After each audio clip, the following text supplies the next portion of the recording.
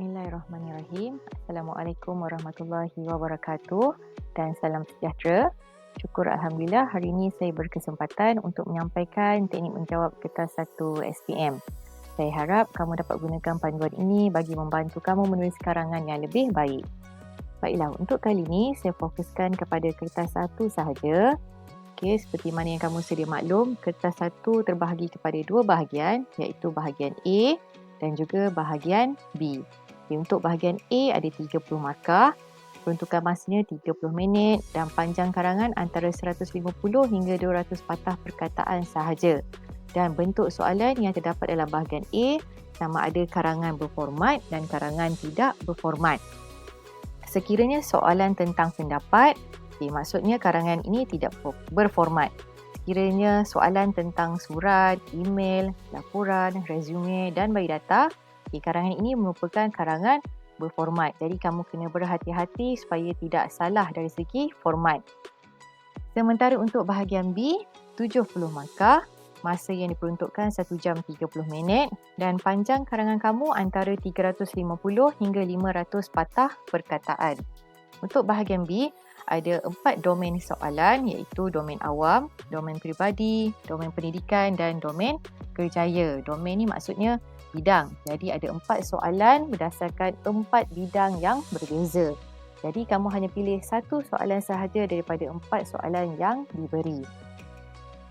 Baiklah, seterusnya saya fokuskan hari ini khas kepada bahagian A sahaja. Untuk bahagian A, karangan bahan rangsangan. Jadi apa yang perlu kamu buat?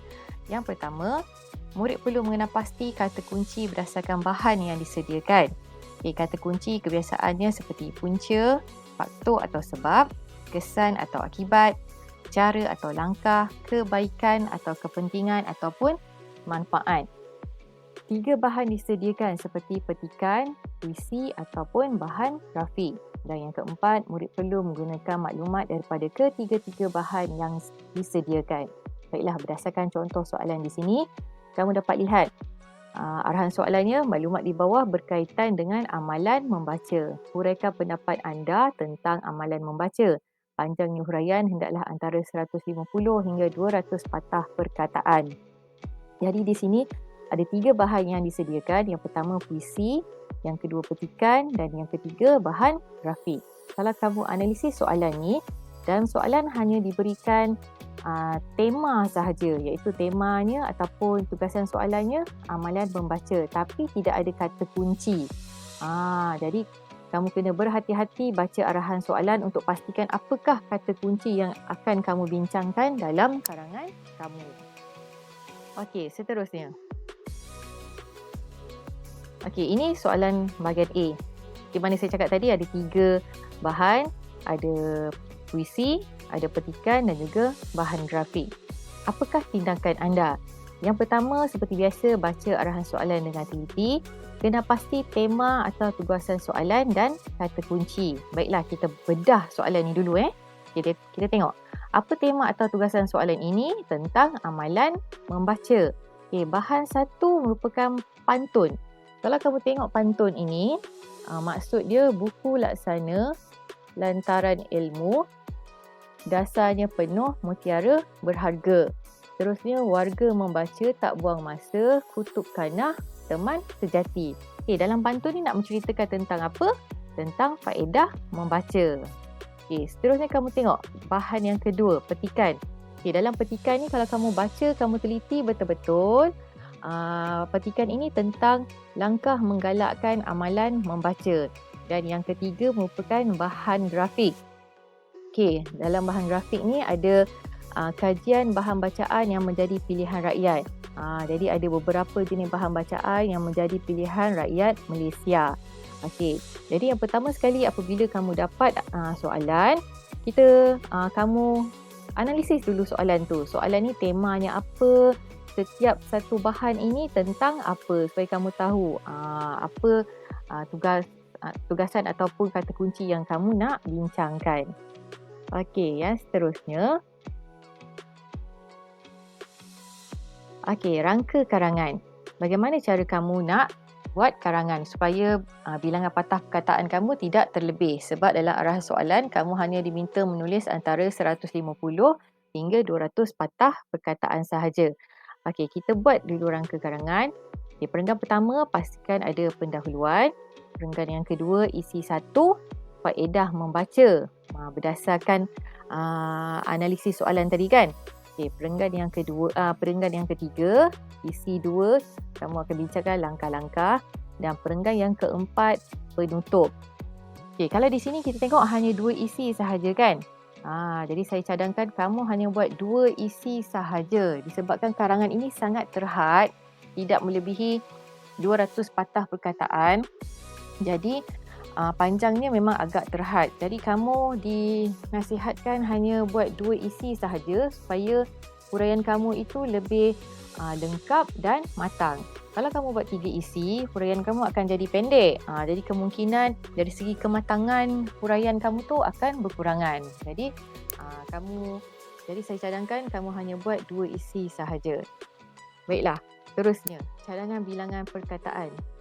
Kamu kena rancang betul-betul supaya patah perkataan kamu tidak melebihi had yang sepatutnya. Baiklah, pendahuluan saya anggarkan kamu akan menulis 40 patah perkataan. Okay, isi 1 60 patah perkataan, isi 2 60 patah perkataan dan penutup 40 patah perkataan. Okay, saya dinyatakan di sini jumlah patah perkataan hanyalah secara anggaran. Murid boleh tambah tolak jumlah perkataan dalam perenggan ikut kesesuaian ayat. Okay, bukanlah bermaksud pendahuluan ni memang kena tepat betul-betul 40 patah perkataan ni. Tidak. Mungkin berdasarkan ayat pendahuluan kamu boleh buat 35 patah perkataan.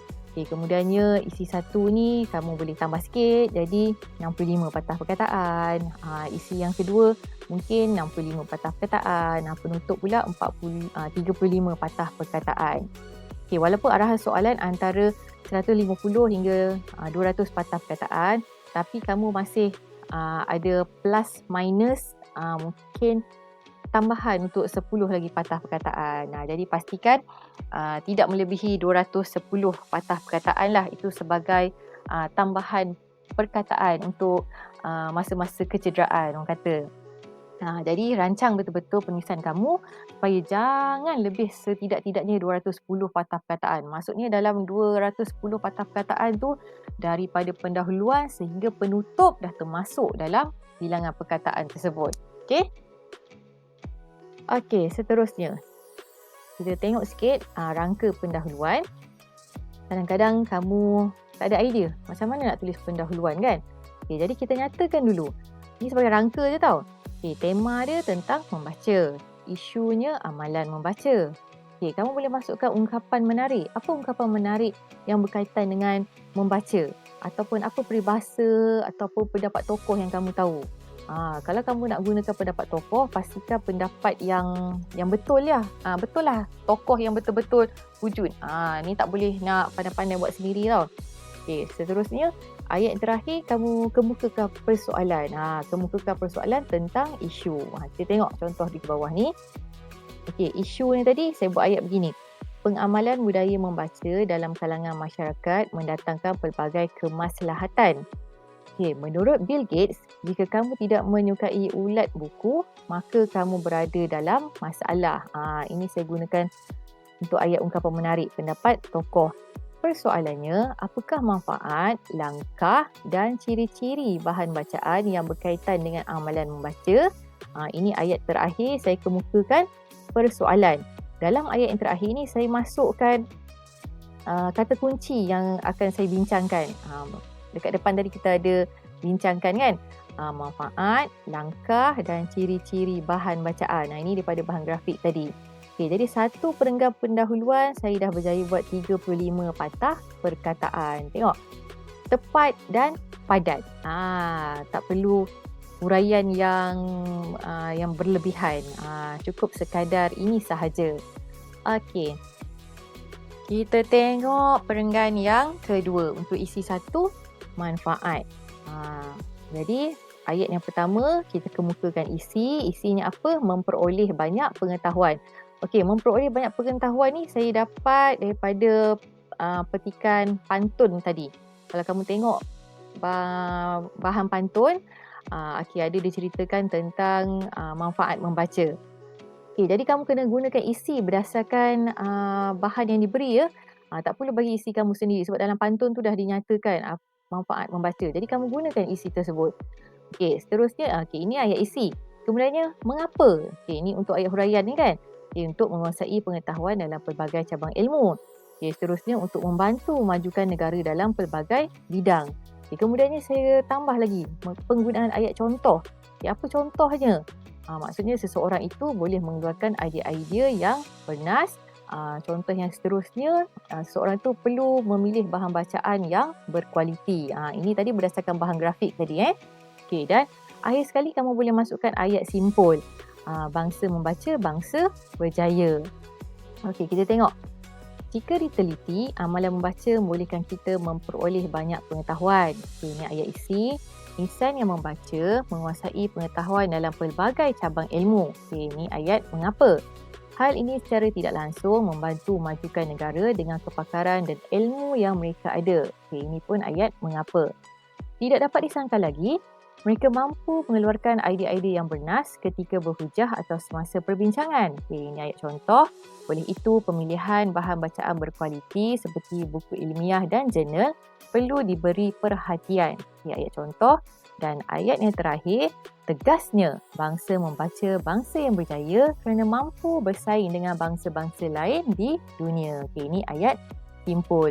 Kamu tengok daripada satu isi, dia telah berjaya menghuraikan menjadi satu perenggan yang lengkap sepanjang 71 patah perkataan. Kamu tengok ayat contoh. Saya ada jelaskan di sini. Pemilihan bahan bacaan berkualiti seperti buku ilmiah dan jurnal. Daripada mana saya dapat contoh ni? Kalau kamu ingat, daripada bahan grafik tadi, ada contoh bahan bacaan yang menjadi pilihan rakyat Malaysia.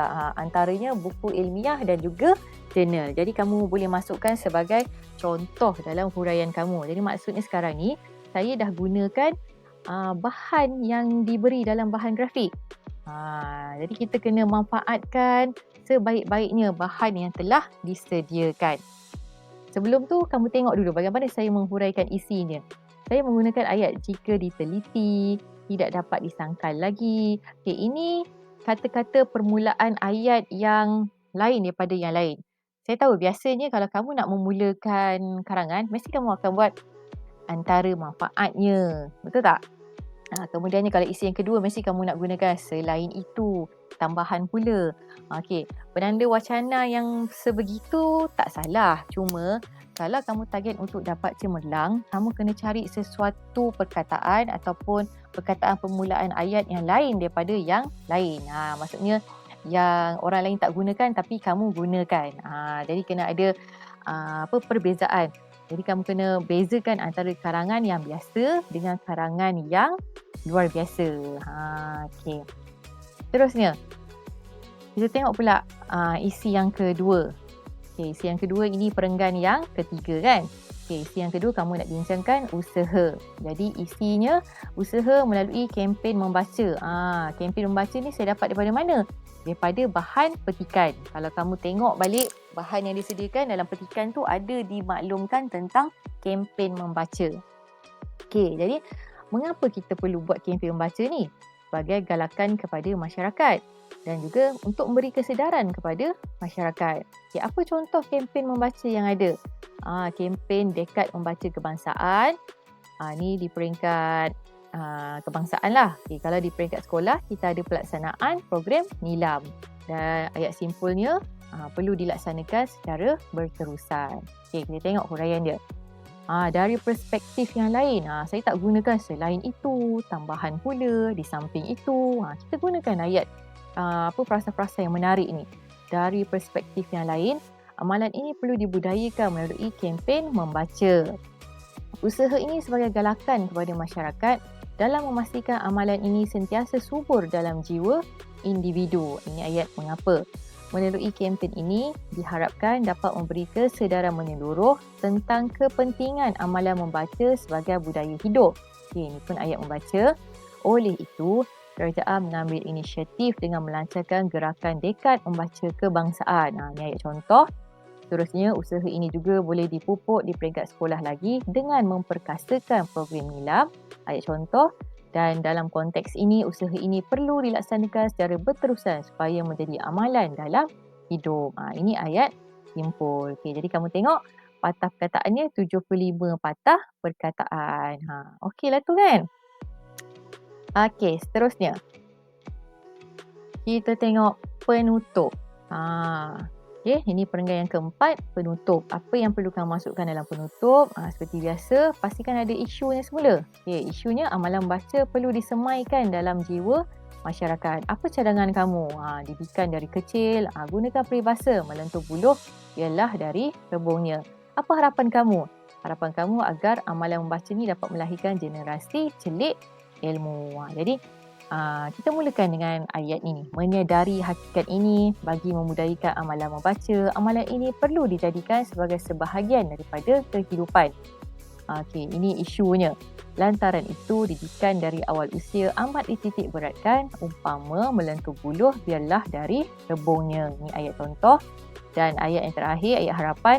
Sesungguhnya amalan membaca dapat melahirkan generasi celik ilmu dan mampu memerdekakan minda seseorang. Okey, 42 patah perkataan. Okey, ini sebagai rangka.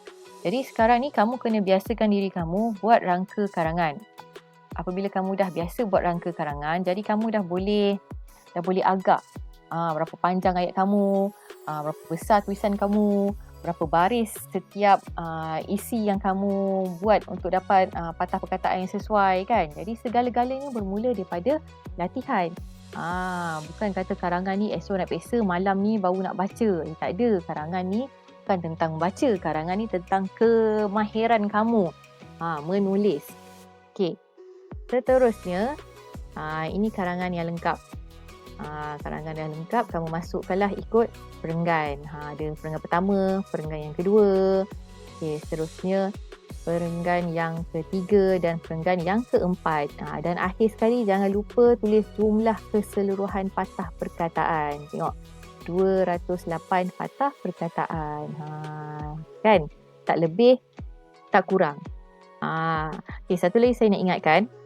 Walaupun arahan soalan antara 150 hingga 200 patah perkataan, jangan kamu anggap apabila kamu dah berjaya tulis 160 patah perkataan, kamu pun dah kata, okey, dah siap. Aku dah melebihi patah perkataan yang sepatutnya. Jangan. Kalau 160 tu, saya yakin huraian kamu mesti sangat kurang. Jadi sekarang ni target kita untuk apa? Target kita untuk cemerlang. Sebab tu saya kata, tengok slide yang terakhir ni. Sebenarnya, nak lulus memang mudah. Tapi bukan mudah nak cemerlang. Semua orang boleh lulus. Kan? Tapi sejauh mana kamu nak dapat cemerlang tu? Kalau nak dapat cemerlang, maksudnya kamu kena hasilkan sesuatu yang lebih daripada orang lain. Jadi, nak lulus atau cemerlang, tepuk dada, tanyalah minda. Okey? Saya doakan semoga kamu cemerlang dalam SPM 2021 yang akan berlangsung pada tahun hadapan. InsyaAllah. Sekian. Terima kasih.